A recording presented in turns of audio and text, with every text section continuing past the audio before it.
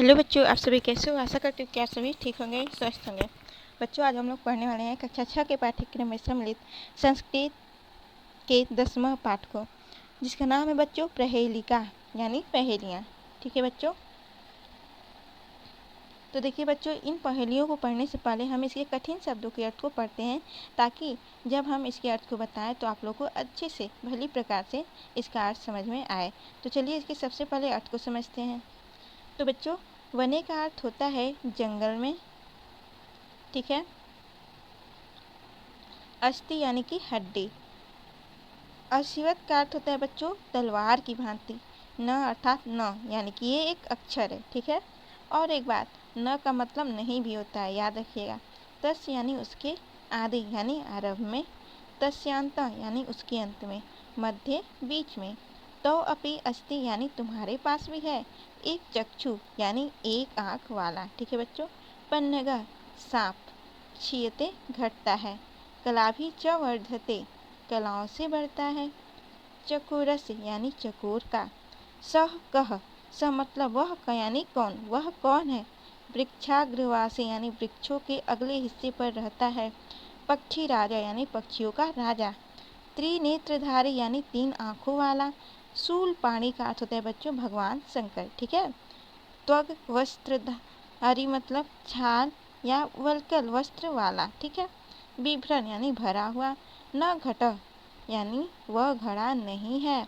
न मेघ वह बादल नहीं है। ठीक है बच्चों, तो चलिए इस पाठ के यानी कि प्रहेलिका नामक पाठ के हम अर्थ को समझते हैं।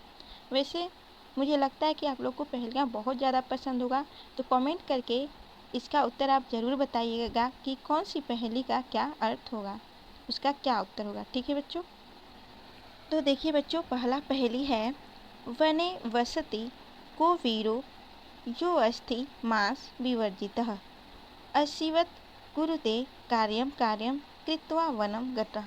ठीक है बच्चों, आप लोगों से मैं ज़रूर पूछूंगी, जब इसका अर्थ मैं बता दूंगी तो आप लोग ज़रूर इसका उत्तर कमेंट में बताइएगा कि क्या होगा। ठीक है बच्चों, देखिए वने का अर्थ होता है बच्चों जंगल में या वन में। ठीक है। वसति यानी बसता है या रहता है। ठीक है। को यानी कौन। वीरो यानी वीर है। यो अस्ति, तो बच्चों यो मतलब होता है जिसके अस्थि यानी हड्डी। मांस यानी मांस। विवर्जिता यानी नहीं है। ठीक है, विवर्जित है, नहीं है। असीवत यानी कि तलवार की भांति। कुरुते कार्य, कार्यम कार्यम यानी कि काम। ठीक है, कार्य। कुरुते करता है। कार्यम कार्यम यानी कार्य। ठीक है, कार्य कार्य। कृत्वा करके। वनम यानी वन में। गतः जाता। ठीक है, तो बच्चों देखिए इसका अर्थ हुआ कि वन में बसता है, वन में रहता है। वह कौन वीर है जिसके हड्डी मांस नहीं है। ठीक है, देखिए वह कौन वीर है जिसके हड्डी मांस नहीं है, यानी हड्डी और मांस विवर्जित है। ठीक है। तलवार की भांति, तलवार की तरह कार्य करता है। काम करके वन में जाता है। ठीक है बच्चों, आप बता सकते हैं कि वह कौन है। तो बच्चों इसका उत्तर होगा, आप एक बार कमेंट जरूर कीजिएगा कि इसका उत्तर क्या होगा। तो आपको बता दें कि इसका उत्तर होगा कुम्हारस्य तंतु, यानी कि कुम्हार का डोरा। ठीक है। वह वन में बसता है ना, और वीर की तरह है, उसमें कोई भी हड्डी और मांस नहीं है। ठीक है, तलवार की तरह काम करता है और फिर काम करके वह वन में चला जाता है। आप लोगों ने देखा होगा अगर कुम्हार को वो बर्तन बनाते होंगे तो। ठीक है बच्चों, अगला देखिए, अगला पहेली है न तस्यादि न तस्यांतः मध्ये यः तस्य तिष्ठति तवाप्यस्ति ममाप्यस्ति यदि जनासि तद्वद। ठीक है। न यानी कि न एक अक्षर है। ठीक है। तस्यादि यानी उसके आदि में। आप लोगों को पहले ही हमने बताया था कि तस्यादि का क्या अर्थ होगा। ठीक है, आदि में, आदि का अर्थ होता है आरंभ में, शुरुआत में। ठीक है। न तस्यांत यानी न उसके अंत में, उसके लास्ट में। ठीक है। फिर है मध्य यह तस्य तिष्ठति, मध्य यानी बीच में। यह यानी यह अक्षर, तस्य उसके, तिष्ठति है, बैठा है, ठीक है। तवाप्स्यस्ति का अर्थ होता है बच्चों तो धन अपि धन अस्ति, यानी आपके पास भी है, तुम्हारे पास भी है, ठीक है। ममाप्यस्ति का अर्थ होता है मेरे पास भी है। यदि यानी यदि, जनासि यानी जानते हो, तद्वद तब बताओ, ठीक है। तो इसका अर्थ हुआ बच्चों कि जिसका न आदि है, यानी जिसके शुरुआत में ही, प्रारंभ में ही न है और जिसके अंत में न है। आप समझ रहे हैं ना, जिसके शुरुआत में ही न है और जिसके अंत में ही न है। ये तो मैं लिखने जा रही हूँ, ये मैंने बहुत गलत किया बच्चों। आप लोग इसका आंसर कमेंट में जरूर कीजिएगा। एक बार फिर से सुन लीजिए, जिसका न प्रारंभ में है और जिसके न अंत में है, जिसके बीच में यह बैठा रहता है, जो मेरे पास भी है और आपके पास भी है, ठीक है। यदि जानते हो तो बताओ। एक बार कमेंट जरूर कीजिएगा ताकि मुझे भी तो पता चले कि आप लोग को ये पहेलियाँ आ रहा है या नहीं, ठीक है बच्चों। वैसे तो मैं आपको बताऊंगी ही कि देखिए, जिसके प्रारंभ में क्या है, न है, ठीक है, और जिसके अंत में भी क्या है, न है, ठीक है, लेकिन जिसके बीच में क्या है, यह है। थोड़ा दूर दूर लिखती हूँ, ठीक है बच्चों। जिसके प्रारंभ में न, अंत में न और यहाँ मध्य में क्या है, यह है। तो क्या हो गया, नयन, ठीक है। देखिए इस पहेली का उत्तर हुआ नयन। समझ में आ गया, जिसके आरंभ में न और अंत में न और बीच में यह बैठा हुआ है और वो नयन हमारे पास भी है और आपके पास भी है। तो आप लोग को पता चल गया इस पहेली का उत्तर। अब देखिए अगला पहेली है बच्चों 3 नंबर का, और देखिए है कि एक चक्षुर्न काको अयम बिल मिच्छिन्न न पन्नगः क्षीयते वर्धते चैव न समुद्रो न चंद्रमा, ठीक है। एक चक्षुर्न का अर्थ होता है बच्चों एक आंख वाला, ठीक है। काको मतलब होता है कौवा, ठीक है। बिलच्छिना मतलब होता है बिल में रहता है, ठीक है। न पन्नगा, पन्नगा मतलब सांप, न मतलब नहीं, सांप नहीं है, ठीक है। क्षीयते का अर्थ होता है कि घटता है, वर्धते यानी बढ़ता है, चैव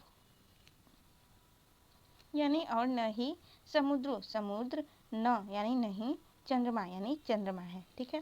तो देखिए इसका अर्थ होगा बच्चों कि एक नेत्र वाला है, ठीक है, कौवा नहीं है, बिल में रहता है लेकिन सांप नहीं है, सांप नहीं है, ठीक है, और घटता है और बढ़ता है लेकिन वह चंद्रमा और समुद्र भी नहीं है। तो बताइए बच्चों क्या है। तो आप लोगों ने देखा होगा जब कभी भी आपका शर्ट वगैरह ड्रेस वगैरह फट जाता होगा तो आपकी मम्मी उसको सुई और धागे से सिलती होंगी, है ना। तो सुई में क्या होता है, एक आँख होता है, ठीक है, और जब उसमें धागा डाला जाता है तो धागा को आप कभी खींचिएगा तो कभी वह बढ़ता है और कभी घटता है। तो समझ गए होंगे वह ना ही समुद्र है और ना ही चंद्रमा है, ठीक है, और बिल में ही रहता है। तो इसलिए इसका उत्तर हुआ सुई धागा। समझ में आया। एक बार फिर से देख लीजिए कि एक नेत्र वाला है, कौवा नहीं है, बिल में रहता है, सांप नहीं है, घटता और बढ़ता है लेकिन चंद्रमा और समुद्र नहीं है। बच्चों ये पहले आप अपने दोस्तों से भी पूछ करके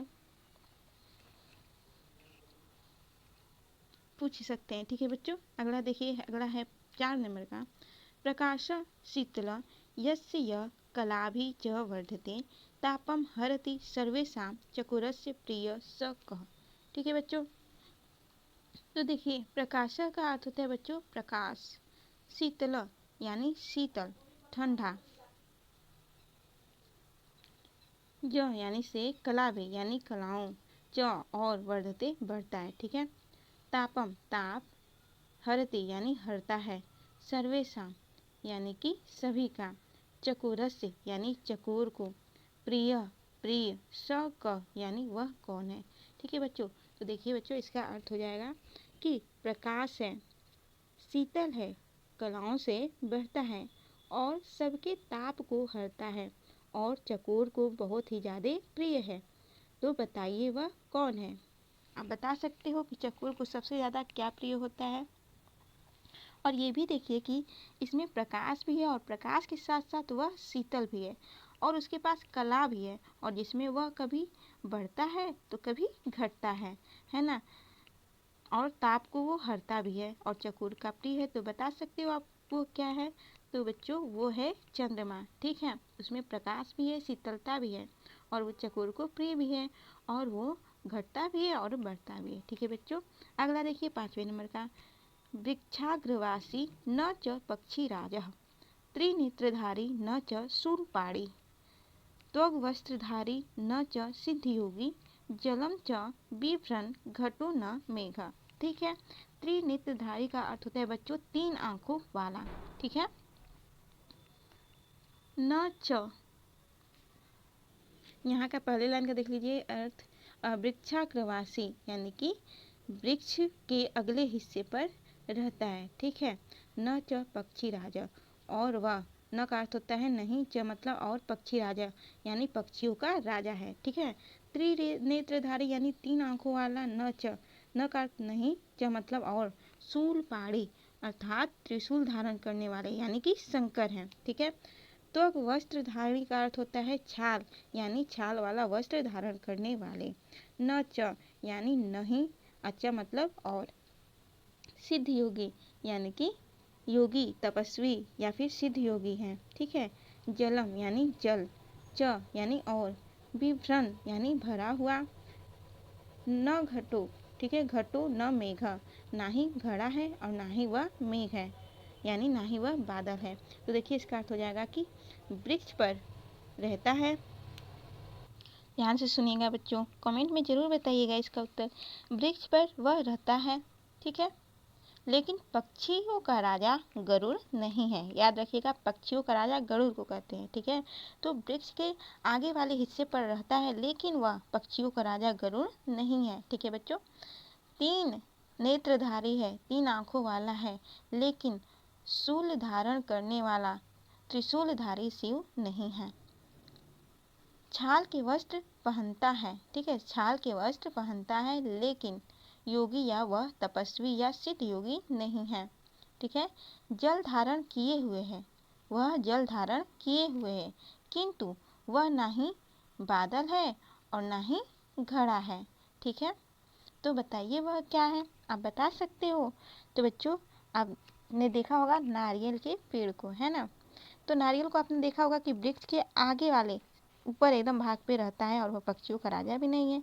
उसके 3 आँख है ना, लेकिन वह शिव जी नहीं है। आपको पता है कि नारियल के 3 आँख होते हैं और वह कौन सा वस्त्र पहनता है, छाल का वस्त्र पहनता है कि नहीं नारियल, लेकिन वह सिद्ध योगी नहीं है ना। उसके बीच में क्या है, जल है, लेकिन वह ना ही वह घड़ा है और ना ही बादल है। तो आप समझ गए कि इसका उत्तर होगा बच्चों नारियल। ठीक है, तो चलिए देखिए बच्चों, अब इसके प्रश्न उत्तरों को हम लोग समझते हैं। तो देखिए बच्चों, इसका प्रश्न संख्या 2 है, पूर्ण वाक्येन उत्तरत, यानी पूरे वाक्य में उत्तर देना है। क्या है, कह वीर असीवत कार्यम करोति। ठीक है, तो उत्तर हो जाएगा कुंभारकस्य तंतु असीवत कार्यम करोति। क प्रश्न है, अस्य आदौ न अस्ति तथा अन्ते न अस्ति एवं मध्ये य अस्ति सह क अस्ति। ठीक है, यानी इसके प्रारंभ में न है और अंत में न है और बीच में यह है। तो बताइए वह क्या है। तो बच्चों उत्तर होगा नयना। तो आप ऐसे लिखेंगे, यस्य आदौ न अस्ति तथा अन्ते न अस्ति एवं मध्ये य अस्ति सह नयनः अस्ति। ठीक है बच्चों, ख प्रश्न है, यस्य प्रकाशः शीतलः अस्ति तथा च कलाभिवर्धते सह क अस्ति। तो इस तरह से उत्तर लिखेंगे, यस्य प्रकाशः शीतलः अस्ति तथा च कलाभिवर्धते सह चंद्रः अस्ति। ठीक है बच्चों, ग है, क वृक्षाग्रवासी अस्ति परम पक्षीराजः नास्ति। तो उत्तर में लिखेंगे नारिकेल यानी नारियल, नारिकेल वृक्षाग्रवासी अस्ति परम पक्षीराजः नास्ति। तो चलिए अगले प्रश्न की तरफ और देखिए बच्चों, प्रश्न है अगला हमारा, मंजूषाथ समानार्थक पदानि चित्वा लिखत। कोष्टक के आधार पर समानार्थक पदों को चुनकर लिखना है। ठीक है, तो देखिए बच्चों, समुद्र का समानार्थी या फिर पर्यायवाची शब्द भी हम इसे कह सकते हैं, तो होगा जल्दी। चंद्र का समानार्थक होगा शशि, मेघ का घन होगा, जलम का नीरम, चक्षु का नेत्रम। ठीक है, यह जो इधर शब्द दिया हुआ है बच्चों, इसी का यह दूसरा नाम है ना। फिर है विलोम पदानि परस्परम योजयत, विलोम पदों को आपस में मिलाइए जो सही हों। ठीक है, तो देखिए विरह का कायरह होगा, गतः का आगतः, प्रकाशः आपको पता होगा अंधकार। ठीक है, शीतल यानी ठंडा तो इसका होगा गर्म, तो शीतल का हो जाएगा तप्तः, प्रिय का अप्रिय। आप लोग को आशा करती हूँ कि विलोम सब आता ही होगा, तो आप लोग इसको आसानी से हल कर लेंगे, है ना बच्चों। देखिए अगला प्रश्न है प्रश्न संख्या 4, सॉरी बच्चों, यह प्रश्न संख्या 4 हम लोग ने हल कर लिया। यह है प्रश्न संख्या 5 और दिया है संधि विच्छेद कुरुत, संधि विच्छेदम कुरुत यानी संधि विच्छेद कीजिए। इधर पदम है और इधर संधि विच्छेद है, करना है आपको। तो तस्यांतः, तो संधि विच्छेद हो जाएगा बच्चों तस्य धन अंते, चैव च धन एव, वृक्षाग्रवासी वृक्ष धन अग्रवासी। ठीक है बच्चों। प्रश्न 6 है पाठात क्रियापदानि चित्वा लिखत, पाठ से क्रियापदों को चुनकर लिखना है। ठीक है, जैसे वसति दिया है उसी तरह से लिखना है, तिष्ठति वर्धते क्षीयते हरति कुरुते। प्रश्न 7वां है बच्चों और कह रहा है वाक्यानि पूर्यत, वाक्यों को पूरा कीजिए। ठीक है बच्चों, तो देखिए प्रकाश शीतल यस्य य कलाभि च वर्धते, का होगा वृक्षाग्रवासी न च पक्षी राजा। तो बच्चों आशा करती हूँ कि आज का क्लास आप लोगों को काफ़ी अच्छा लगा होगा और वीडियो आप लोगों को अच्छी लगी हो बच्चों, तो प्लीज़ वीडियो को लाइक ज़रूर कीजिएगा और अपने दोस्तों को भी शेयर कीजिएगा। साथ ही साथ में वीडियो को सब्सक्राइब करना न भूलिएगा। तो बच्चों मिलते हैं अपने अगले वीडियो में एक नए चैप्टर के साथ, तब तक के लिए बच्चों धन्यवाद।